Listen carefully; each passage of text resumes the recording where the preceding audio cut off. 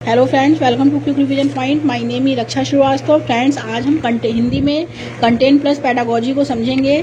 Content में पहले हम लोग गद्यांश को पढ़ेंगे, उसके बाद उसमें क्वेश्चन जो है उसके आंसर भी इसी गद्यांश में दिए होते हैं। ओके, तो निर्देश है कि 91 से 99 तक दिए गए गद्यांशों के आधार पर पूछे गए प्रश्न का उत्तर के लिए सबसे उपयुक्त विकल्प का चयन कीजिए। गद्यांश है तिरुवल्लुर का जन्म ईसा पूर्व प्रथम शताब्दी माना जाता है और इनका जन्म स्थान तमिलनाडु राज्य का मद्रास शहर और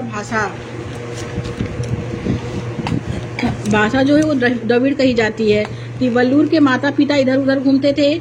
उन्होंने जन्म होते ही तिरुवल्लुर को एक वृक्ष के नीचे छोड़ दिया था और वल्लू जुलाहा जाति की एक निसंतान दयालु स्त्री ने इन्हें वृक्ष के नीचे पत्तों पर पड़ा पाया तो उठाकर घर ले गई। दोनों पति पत्नी ने बड़े स्नेह और यत्न से इस बालक का पालन पोषण किया और उनके वल्लूभ होने के कारण बालक का नाम वल्लुवर पड़ गया। और तिरु तमिल भाषा के आदर सूचक शब्द हैं, इसका अर्थ है श्री, और इस तरह वे तिरुवल्लुर के नाम से प्रसिद्ध हुए। कहते हैं कि अपने जन्म की कहानी जानने के पश्चात वे अपने माता पिता से आज्ञा ले तपस्या करने जंगल में चले गए। वहां ध्यान, योग तथा तंत्र मंत्र का कठिन अभ्यास किया। फिर सोचा कि लोक सेवा करनी हो तो समाज में ही रहना चाहिए। उन्होंने वासुकी नाम की विदुषी से विवाह कर लिया और अपने पिता की भांति कपड़ा बुनने का काम करने लगी। पति पत्नी दोनों बड़े संतोषी जीव थे और सदा परोपकार के कार्यों में लगे रहते थे। ओके, तो इसमें क्वेश्चन है कि तिरुवल्लुर तपस्या करने के बाद वापस समाज में क्यों आए। तो तिरुवल्लुर जो है वो तपस्या करने के पश्चात वापस जो समाज में आए तो लोगों की सेवा करने के लिए आए। ओके, तो करेक्ट आंसर जो होगा फ्रेंड इसमें डी हो जाएगा। नेक्स्ट क्वेश्चन देखेंगे, तिरुवल्लुर की पत्नी का क्या नाम था। तो अभी हम लोग पढ़े हैं फ्रेंड कि तिरुवल्लुर की पत्नी का नाम था वासुकी। ओके, वासुकी नाम था। फिर उन्होंने वासुकी नाम की या विदुषी से विवाह कर लिया। ओके, तो उनके पत्नी तो ए है विदुषी, वासुकी, जानकी एंड वन देवी। तो उनकी पत्नी का नाम क्या था, वासुकी था। ओके, बी ऑप्शन राइट हो जाएगा। नेक्स्ट क्वेश्चन देखेंगे, संत तिरुवल्लुर के नाम में वल्लू का क्या अर्थ है। वल्लू का जो अर्थ है इसमें अभी हम लोग पढ़े हैं कि संत तिरुवल्लुर में जो वल्लू का अर्थ है वो है जुलाहा से है। ओके, जुलाहा जाति से है। तो राइट आंसर जो होगा फ्रेंड वो हो जाएगा ए, जुलाहा। नेक्स्ट क्वेश्चन देखेंगे, तिरुवल्लुर को जन्म के तुरंत बाद कहाँ छोड़ दिया गया था। तो तिरुवल्लुर को जन्म के तुरंत बाद जो छोड़ा था वो जंगल में छोड़ दिया गया था। अभी हम लोग पढ़े इसमें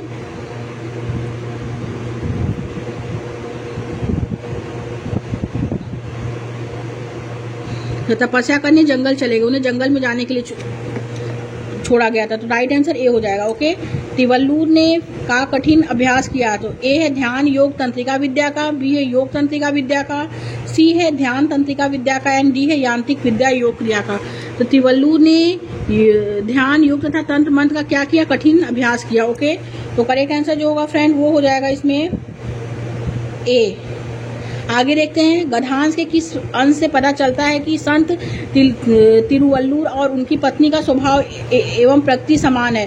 तो ये अपने पिता की भांति कपड़ा बुनने लगे, बी है वासुकी नाम की विदुषी से विवाह हुआ, सी है सदा परोपकार के कार्यों में लगे रहते थे एंड डी है तपस्या करने जंगल में चले गए। तो गद्यांश में किस आधार से पता चलता है कि संत तिरुवल्लुर और उनकी पत्नी का स्वभाव एक प्राकृतिक समान है, वो इसमें दिया है ना कि वो सदा परोपकार के कार्यों में लगे रहते थे और दोनों के संतोषी जीव थे। तो राइट आंसर जो होगा फ्रेंड ये सी हो जाएगा, सदा परोपकार के कार्यों में लगे रहते थे। नेक्स्ट क्वेश्चन, जुलाहा दंपति निसंतान और क्या थे। तो ए है पराक्रमी, बी है दयालु, सी है छत्री एंड डी है जुलाहा। तो राइट आंसर बी हो जाएगा, दयालु थे।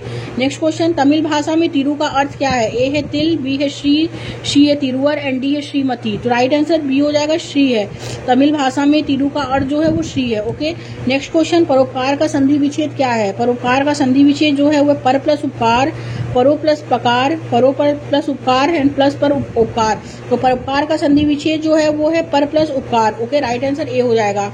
आगे देखते हैं फ्रेंड, निर्देश दिया है। अब आते हैं पदांश पे। अभी गद्यांश हम लोग पढ़े और उसके हम लोग क्वेश्चन को सॉल्व किए। अब हम लोग आते हैं पदांश पे। 100 से 105 तक दिए गए पदांश के आधार पर पूछे गए प्रश्न का उत्तर के लिए सबसे उपयुक्त विकल्प का चयन कीजिए। तारों पर झूलते पतंग दिन बचपन के, बीत रहे बुआ के विधवा दिन बचपन के, और अम्मा की ऐनक पर बरसों की जमीन धूल, रखा रामायण पर गुड़हल का एक फूल, दोनों से निकालकर प्रसाद प्रसाद दिया मंगल का, आंखों से प्यार लगा अब छलका तब छलका, एंड आंचल क्यों बार बार आंखों तक जाता है, आंसू का खुशियों से यह कैसा नाता है। तो कविता में कवि ने किन दिनों की याद कर रहा है, तो ए बुआ के घर का, बी अम्मा के घर का, सी है बचपन के, एंड डी है प्रसाद मिलने के। तो इसमें अभी हम लोग पढ़े हैं फ्रेंड, तो वो जो है अपने बचपन को याद कर रहा है। ओके, तो करेक्ट आंसर जो होगा फ्रेंड वो सी हो जाएगा। कवि किस दिन अपनी अम्मा के घर पहुंचा, तो वो पहुंचा ए है सोमवार, मंगलवार, बुधवार और बृहस्पतिवार। तो राइट आंसर बी हो जाएगा, बुधवार को। नेक्स्ट क्वेश्चन, आंचल का बार बार आंखों तक जाना किसकी ओर संकेत करता है। तो अभी हम लोग पढ़े हैं फ्रेंड कि आंचल का बार बार जो जाना वो खुशियों की मतलब खुशी के आंसुओं को पोंछने की ओर संकेत करता है। ओके, तो ए है आंसू की कमजोर दृष्टि को साफ करने की ओर, बी है आंखों की पड़ी धूल को साफ करने की ओर, सी है आंखों से बहते आंसुओं को छुपाने की ओर, एंड डी है खुशी के आंसुओं को पोंछने की ओर। तो राइट आंसर डी हो जाएगा फ्रेंड, खुशी के आंसुओं को पोंछने की ओर। ओके, आगे देखते हैं नेक्स्ट क्वेश्चन क्या है। कवि और परिवार के बीच गहरा स्नेह है, यह भाव कविता की किस पंक्ति से पता चलता है। तो ए है मंगल का प्रसाद देना, बी है रामायण पर रखा गुड़हल का फूल देना, सी है आंखों से प्यार का छलकना, एंड डी है ऐनक व धूल जमना। तो ये कवि के और परिवार के बीच जो गहरा संबंध है वो बीच जो है वो कविता जो है वो आंखों से प्यार का छलकना। राइट आंसर सी हो जाएगा। ओके, आगे देखते हैं कौन सा शब्द समूह से भिन्न है। ए है ऐनक, बी है रामायण, सी है पतंग, एंड डी है छलका। तो छलका जो है वो समूह से भिन्न है। ओके, नेक्स्ट क्वेश्चन देखेंगे, दिन रात में किस प्रत्यय का प्रयोग किया जा रहा है। ए है इक प्रत्यय, बी है इत प्रत्यय, एंड सी है ई प्रत्यय, एंड डी है आ प्रत्यय। तो दिन में जो प्रत्यय का प्रयोग किया जाता है वो इक प्रत्यय का प्रयोग किया जाता है। राइट आंसर ए हो जाएगा। आगे देखते हैं, अब आते हैं फ्रेंड पेडागोजी पे, हिंदी पेडागोजी पे। अभी तक हम लोग कंटेंट पढ़े, कंटेंट में हम लोग गद्यांश और पद्यांश को पढ़े और उसके उत्तर हम लोग दिए। अब हम आते हैं पेडागोजी पे।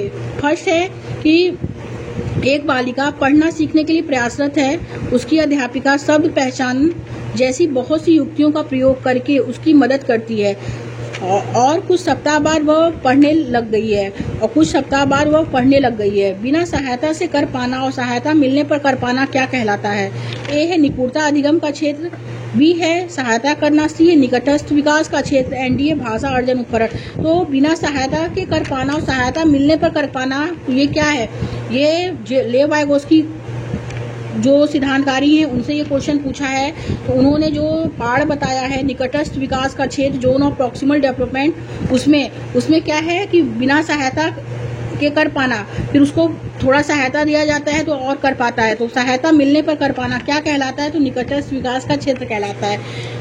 राइट आंसर सी हो जाएगा। नेक्स्ट क्वेश्चन देखेंगे, चॉम्स्की के अनुसार मानव के मस्तिष्क में मानसिक व्याकरण है जो मानव के भाषा अर्जित करने में सहायता करती है, इसे क्या कहा जाएगा। ए है व्यवहारिक व्याकरण, बी है सार्वभौमिक व्याकरण, सी है मानसिक व्याकरण, एंड डी है छिपी हुई व्याकरण। तो नॉर्म चॉम्स्की के अनुसार मानव के मस्तिष्क में मानसिक व्याकरण है जो मानव को भाषा अर्जित करने में सहायता करती है, इसे क्या कहा जाएगा, तो इसे सार्वभौमिक व्याकरण कहा जाएगा। ओके, राइट आंसर बी हो जाएगा फ्रेंड। नेक्स्ट क्वेश्चन देखेंगे, राघवी ने जयपुर जाने के लिए अपना आरक्षण करवाना है, इसके लिए वह ट्रेन की समय सारणी पढ़ रही है। इस प्रकार के पठन को क्या कहा जाएगा। तो ए है सरसरी तौर पर पठन, बी है बारीकी से पठन, सी है गहन विस्तृत पठन, एंड डी है अंशों में पठन। तो राइट आंसर बी हो जाएगा फ्रेंड, बारीकी से पठन कहा जाएगा। ओके, आगे देखते हैं, कक्षा 7 की एक अध्यापिका अपने विद्यार्थियों को एक अनुच्छेद लिखने के लिए कहती है, लेखन का पहला चरण कौन सा होना चाहिए। तो ए है प्रारूपण, बी है मानस चित्रण, सी है समीक्षा करना, एंड डी है संपादन। तो कक्षा 7 की एक अध्यापिका अपने विद्यार्थी को एक अनुच्छेद लिखने के लिए कहती है, लेखन का पहला चरण जो होना चाहिए वो मानस चित्रण होना चाहिए। ओके, राइट आंसर बी हो जाएगा। आगे देखते हैं फ्रेंड, नेक्स्ट क्वेश्चन क्या है, भाषा अधिगम का रचनावादी उपागम किसने समुन्नत करता है। तो ए है अध्यापक केंद्रित उपागम को, बी है शिक्षार्थी केंद्रित उपागम, एंड सी है छुप्पी की संस्कृति, एंड डी है कक्षा में शोध। तो भाषा अधिगम का रचनावादी उपागम जो होता है फ्रेंड वो शिक्षार्थी केंद्रित उपागम को क्या करता है, समुन्नत करता है। राइट आंसर बी हो जाएगा। ओके, आगे देखते हैं, नेक्स्ट क्वेश्चन है, एक अध्यापक कक्षा 6 के विद्यार्थियों के स्वर्ण कौशलों का आकलन करना चाहती है। निम्नलिखित में से कौन सी युक्ति स्वर्ण कौशल के आकलन की सर्वाधिक उपयुक्त गतिविधि होगी? तो ए है अध्यापिका एक चित्र दिखाती है और विद्यार्थी को उसका वर्णन करने के लिए कहती है। बी है अध्यापिका विद्यार्थियों को सुने हुए गए के आधार पर तालिका पूरा करने के लिए कहती है।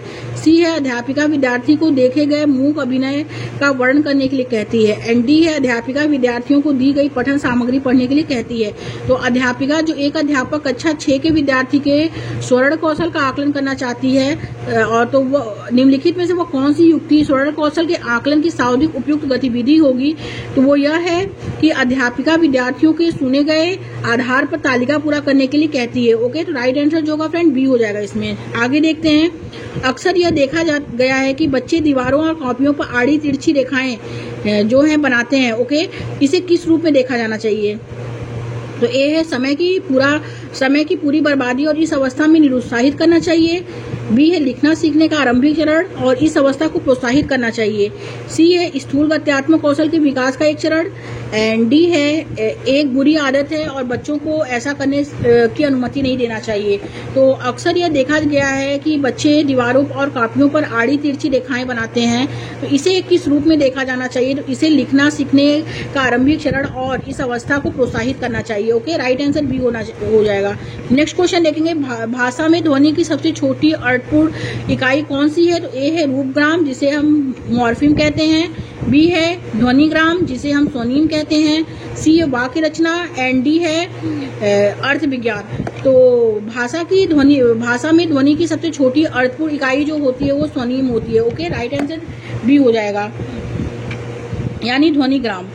नेक्स्ट क्वेश्चन देखेंगे, भाषा विकास का भाषिक पूर्ण चरण कौन सा है? ए है संक्षिप्त वाक्य। बी है स्वयं निर्देशित वाक्य। सी है दो शब्दी वाक्य। एंड डी है कूजन और बबलना। तो राइट आंसर जो होगा फ्रेंड डी हो जाएगा, कूजन और बबलना। ओके, बबलाना, पूजन और बबलाना क्या है? वो भाषा विकास का भाषिक पूर्व चरण है। ओके, तो करेक्ट आंसर डी हो जाएगा। आगे देखेंगे, वह भाषा अधिगम विधि जिसमें शिक्षार्थियों को अर्थपूर्ण बातचीत में भाग लेने के अवसर दिए जाते हैं और जीवन की वास्तविक स्थितियों का सामना करने के लिए प्रोत्साहित किया जाता है, क्या कहलाती है? तो ए है संरचनात्मक विधि। बी है प्रत्यक्ष विधि। सी है संप्रेषणात्मक विधि। एंड डी है व्याकरण अनुवाद विधि। वो कहलाती है संप्रेषणात्मक विधि। ओके, संप्रेषणात्मक विधि जो है भाषा अधिगम की वह विधि है जिसमें शिक्षार्थी को अर्थपूर्ण बातचीत में भाग लेने के अवसर दिए जाते हैं और जीवन की वास्तविक स्थितियों का सामना करने के लिए इसमें प्रोत्साहित किया जाता है। ओके, तो राइट आंसर जो होगा सी हो जाएगा। नेक्स्ट क्वेश्चन देखेंगे, एक अध्यापिका ने देखा कि उसके पिता विद्यार्थी अपने लेखन में वर्तनी की गलतियां कर रहे हैं। उनकी इस समस्या के समाधान के लिए अध्यापक को कौन सी शिक्षण युक्ति प्रयुक्त करनी चाहिए? तो ए है उच्चारण का अभ्यास। बी है मानस चित्रण। सी है सस्वर पठन। एंड डी है श्रुतलेख। तो राइट आंसर डी हो जाएगा, श्रुतलेख। ओके, आगे देखते हैं फ्रेंड। नेक्स्ट क्वेश्चन है, एक अध्यापिका विद्यालय पूर्व के बच्चों को बड़ी चित्रात्मक पुस्तक पठन के लिए देती है और फिर इन चित्रों के बारे में बताने के लिए कहती है। यह बच्चों को किस तरह से मदद करती है? तो ए है प्रभावशाली संप्रेषक बनने में। बी है उनके स्थूल गत्यात्मक कौशल के विकास में। सी है उनकी लिखावट में सुधार करने के लिए। एंड डी है इससे भी आत्मविश्वासी और अच्छे लेखक बनेंगे। तो राइट आंसर ए हो जाएगा फ्रेंड, प्रभावशाली संप्रेषक बनने में। ओके, नेक्स्ट क्वेश्चन देखेंगे, एक ऐसी निर्देशात्मक विधि जिसमें दिए जा रहे भाषा निवेश का स्तर विद्यार्थियों के वर्तमान स्तर से कुछ ऊंचा है, क्या कहलाएगा? ए है समग्र भौतिक प्रतिक्रिया। बी है बोधगम्य निवेश। सी है सहारा देना। एंड डी है भाषिक निवेश। तो राइट आंसर बी हो जाएगा फ्रेंड, बोधगम्य निवेश कहलाएगा। Okay, next and last question देखेंगे, निम्नलिखित में से कौन सी पठन बोध की युक्ति नहीं है? तो ए है अनुमान लगाना। बी है सारांशीकरण है। निष्कर्ष निकालना भी है पठन बोध की युक्ति, बट संपादन जो है वो पठन बोध की युक्ति नहीं है। ओके, राइट आंसर डी हो जाएगा। Thank you friends.